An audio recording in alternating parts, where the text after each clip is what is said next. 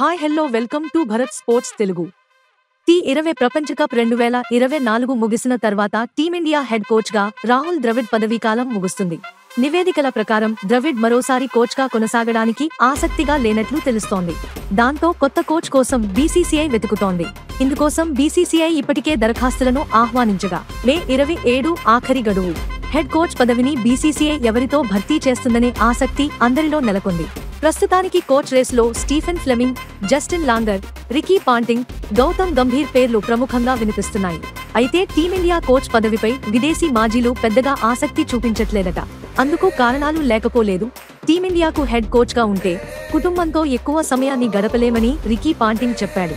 Stephen Fleming కూడా అదే కారణం చెప్పాడు. అయితే Lucknow super Giants coach Justin longer చెప్పిన కారణం మాత్రం అందర్నీ ఆశ్చర్యానికి గురిచేస్తోంది. టీమిండియా కోచ్గా బాధ్యతలు చేపడితే ఎలాంటి పరిణామాలు ఎదుర్కోవాల్సి ఉంటుందో లక్నో కెప్టెన్ కేఎల్ రాహుల్ తనకు చెప్పాడని ఓ బాంబు పేల్చాడు. భారత జట్టులో ఐపీఎల్ కంటే 1000 రెట్ల ఒత్తిడి, పాలిటిక్స్ ఉంటాయని రాహుల్ తనకు చెప్పాడని లాంగర్ పేర్కొన్నాడు.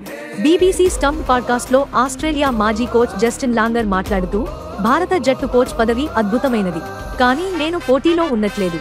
టీమిండియా కోచ్ పదవి అందరినీ ఆకట్టుకునే పాత్ర అని నాకు తెలుసు. ఆస్ట్రేలియా జట్టుతో 4 ఏళ్లు పనిచేశా. నిజాయితీగా చెప్పాలంటే నేను చాలా అలసిపోయా. భారత జట్టులో అధిక ఒత్తిడి ఉంటుంది. నేను కేఎల్ రాహుల్తో మాట్లాడాను. ఐపీఎల్లో ఒత్తిడి, రాజకీయాలు ఉన్నాయని మీకు తెలుసు. దానికి 1000 రెట్లు అక్కడ ఉంటుంది అని రాహుల్ చెప్పాడు. ఇదో మంచి సలహా. టీమిండియా కోచ్ మంచి జాబే, కానీ నాకు కాదు అన్నాడు. రాహుల్ చేసిన సంచలన వ్యాఖ్యలు నెట్టింట దుమారం రేపుతున్నాయి. ఇలాంటి స్పోర్ట్స్ అప్డేట్స్ కోసం like, share and subscribe to Bharat sports Telugu.